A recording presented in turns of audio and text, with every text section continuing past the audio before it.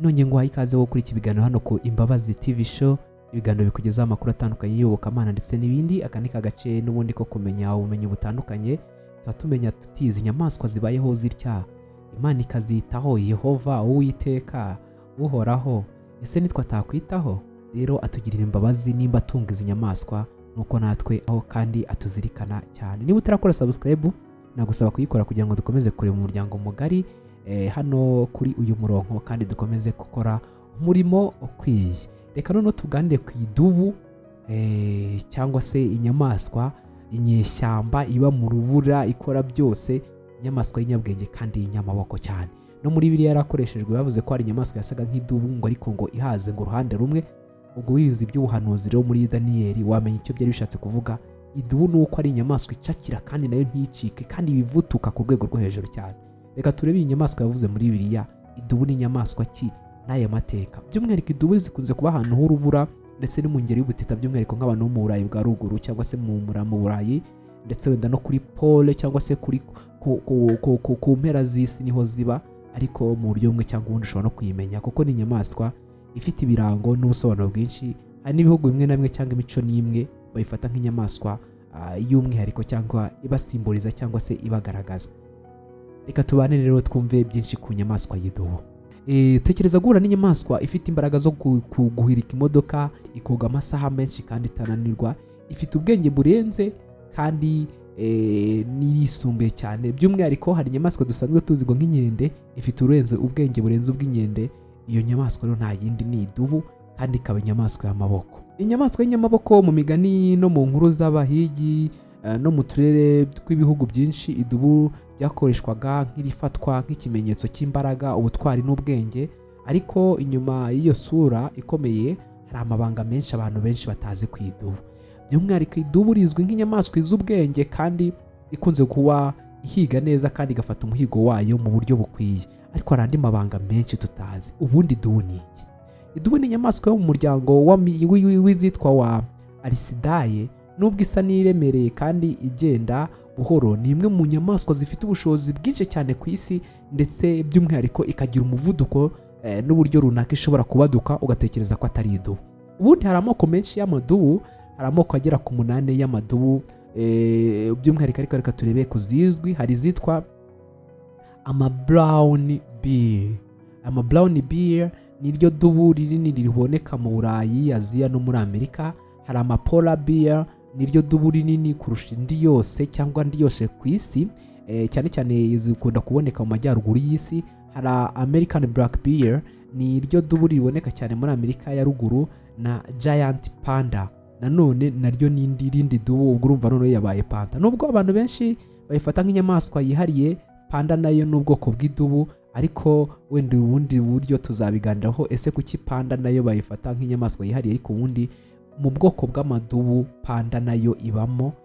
Kubera iki? Ni ukubera imisusire yayo, ahubwo mu buryo bumwe cyangwa ubundi panda nayo ni idubu. Hari ibintu byinshi rero abantu batazi ku idubu, ariko bakaba batekereza bati ni inyamaswa kuriya wenda y'ikigoryi cyangwa imeze kuriya. Ni inyamaswa ariko n'ubundi idubu nziza y'inyamakenga, ifite ukuntu iteye ku buryo uyirebye iri nko gukina byagushishikaza cyane ukumva urayikunze. Ikindi, idubu buriya izi kwiruka ku rwego utatekereza. Abantu benshi batekereza ukuntu ingana, ikagenda imeze nk'iri kugenda imangamanga, ariko buriya inyamaswa y'idubu nta muntu wakwiruka kurusha idubu, kuko iyi nyamaswa iriruka cyane ku rwego rukomeye. Nubwo risa n'iremeye, amoko menshi amwe y'idubu ashobora kwiruka kilometero zirenze 50 ku isaha, ariko ubundi idubu rifite umuvuduko udasanzwe, by'umwihariko ku rwego rw'uko ishobora kuba yaba ifite imbaraga zidasanzwe. Ikindi, buriya idubu ifite uburyo budasanzwe bwo kumva impumuro, ndetse bavuga yuko idubu ishobora kurusha imbwa inshuro nyinshi cyane kumenya ibiryo biri kure cyangwa se kumenya impumuro y'ikintu runaka. Buriya imbwa ni inyamaswa yumva ku buryo ishobora no kumva ikintu kiri mu birometero byinshi hafi 10, ariko idubu nanone ishobora kumva ibirometero birenga gutyo bitewe n'ubwoko runaka bw'ikintu. Twe rero amazuru yacu cyangwa uburyo bw'ubuhumekero budufasha kumva ikintu ntago bushobora kugera aho hantu. Burya hari ibintu byinshi tutazi bitewe n'urugero runaka rw'ubushobozi bw'ibice runaka by'umuntu.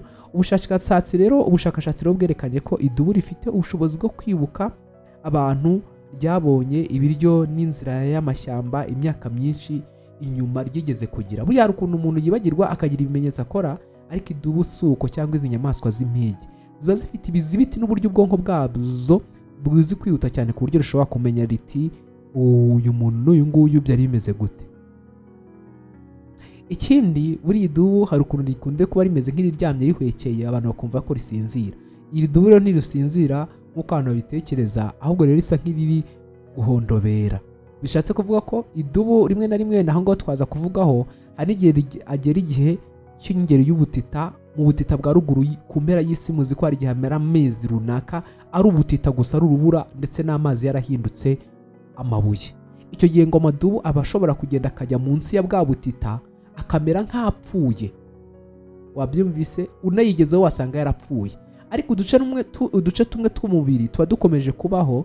Noneho ngo iyo igihe cy'izuba kigarutse cyangwa cy'ubukonje, twa duce turongera tukiyuburura, na bwa buryo idubu iba yarateguye bw'umubiri bwo kugira ngo ukomeze ibaho bukiyuburura. Idubu ikongera ikaba inyamaswa ikirukanka ikazana bwa bwoko iri kugenda isimbuka muri bwa rubutita nabwo muri ya ngeri. Ubwo rero idubu ifite ubushobozi budasanzwe kandi rifite uburyo bw'umuhigo. Ikindi batari bazi wenda abantu dushobora guhita tumenya, idubu rizi kuroba ndetse no gufata umuhigo byo cyane cyane amafi, kuko nizo nyamaswa zisa nk'izoroheje rishobora gufata byoroshye. Buriya rizi ukuntu rishobora kugira ukuntu riroba, rizi gukora atake kandi rizi kugendera ku muvuduko. Noneho kubera ko rizi no koga rishobora no kuba ryakwiruka ku ifi mpaka riyifashe mu buryo bumwe cyangwa ubundi, cyangwa rikirampa rikayifata. Urumva rero ni inyamaswa.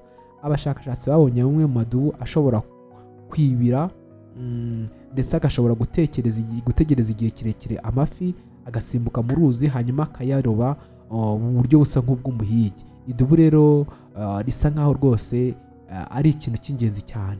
Hari inkuru nyinshi zigenda zibivugaho by'umwihariko mu gace k'ahantu amadubu aba, ubwo ni muri kiriya gice cya Alaska, Iceland ndetse no mu ngeri y'ubutita cyangwa muri bihugu biherereye mu majyaruguru y'isi, ubwo nko mu Bwongereza, mu bwami bw'Ubwongereza za Wales, cyangwa se mu Burusiya, cyangwa muri ibyo bihugu bya Swede na Terelande, hejuru iyo ngiyo mu Burayi bwa ruguru bakunze bavuga ko rero idubu ari nk'umwana warokotse. Hari inkuru nyinshi mu bice bya Alaska, Canada ivuga ku bantu bahuye n'idubu, ahubwo ikabagirira neza ngo kubera ko nayo ishobora kuba ifite amateka y'uko yagiye igirirwa neza, cyangwa se ngo imeze nk'umwana warokotse.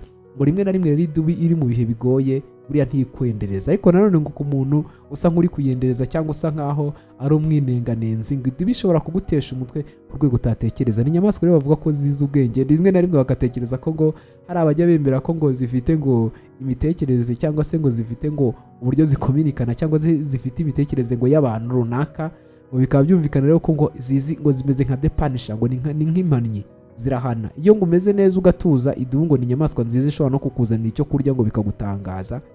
Gusa rimwe na rimwe ngo iyo wayishotoye cyangwa gusa nk'umunenganenzi, ngo ni inyamaswa ishobora kugutesha umutwe kugeza n'igihe utekereza utari ku inyamaswa si umuntu uhari uri kuyituma. Ukaba ushobora gusanga wenda nk'inyamaswa wazihunze ukigira nk'ahantu mu ishyamagure n'abantu bagize umuryango mukaryama mugacana n'umuriro, ngo zigahengera nka nimugoroba zikazaza zikabatera cyangwa se zikabatesha umutwe, mu gihe ushobora kugenda zabonye utuje nta kavuyo, ukanaba wibereye ahantu ziba, ariko ntagire n'inyamaswa n'imwe ishobora kukwendereza. Hari ibintu byinshi rero by'ubwenge butangaje abahanga bavumbuye ku idubu. Rishobora gukemura ibibazo bimwe na bimwe, ryiga vuba aho kubona ibiryo, nanone rishobora gukoresha amayeri mu muhigo. Iri rero bituma rifatwa nk'inyamaswa nyinshi z'ingenzi zizi ubwenge kurusha ndetse n'inyamaswa z'inkazi dusanzwe tuzi. Ikindi nanone ni uko hari idubu zifite ubudahangarwa budasanzwe, by'umwihariko ni nk'idubu ry'urubura, umwami wa Arctique polar bear. Ni imwe mu madubu atangaje cyane, rishobora koga ibirometero byinshi cyane ridahagarara. Uruhu rwayo rusa n'umweru, ariko mu by'ukuri umusatsi niwo utuma rugaragara rutyo. By'umwihariko ntago ari gutyo, ari ukuntu rugenda ruhinduka bitewe n'ahantu ruri. Rufite ibinure byinshi birurinda ubukonje bukabije. Kuki idubu rero ari inyamaswa idasanzwe, ifite imbaraga nyinshi cyane, rifite ubwenge burenze cyane, rishobora kubona umuhigo mu mashyamba ndetse no mu rubura, rifite uburyo bwo kumviriza impumuro budasanzwe. Ni kimwe mu binyabuzima byubahwa cyane mu migani no mu mico myinshi kandi bakayifataraho nk'urugero umuhigi w'umuhanga uzi gufata umuhigo ariko nanone utajya ucika intege mu muhigo. Iyo urebye idubu ushobora kubona gusa inyamaswa nini y'amashyamba cyangwa se y'urubura, ariko nyuma y'iyo sura hari umunyabwenge, umuhigo ukomeye, umwe mu baturage ba kera b'isi bakomeje gutera abantu amatsiko bavuga ko ari umuntu cyangwa se ari ikiremwa kidasanzwe. Mu isi y'inyamaswa idubu ni ikimenyetso cy'imbaraga, ukwihangana n'ubwenge budasanzwe. Nifashishije rero ibitabo bitandukanye nk'icyitwa Bear Attacks Their Causes of and Avoidance, icyitwa What We Found, icyitwa National Graphic Society n'icyitwa The Great Bears Almanac. Ibyo rero ni ibitabo runaka nawe ushobora kugenda ugasoma bikaba byagufasha kumenya amateka menshi ku idubu.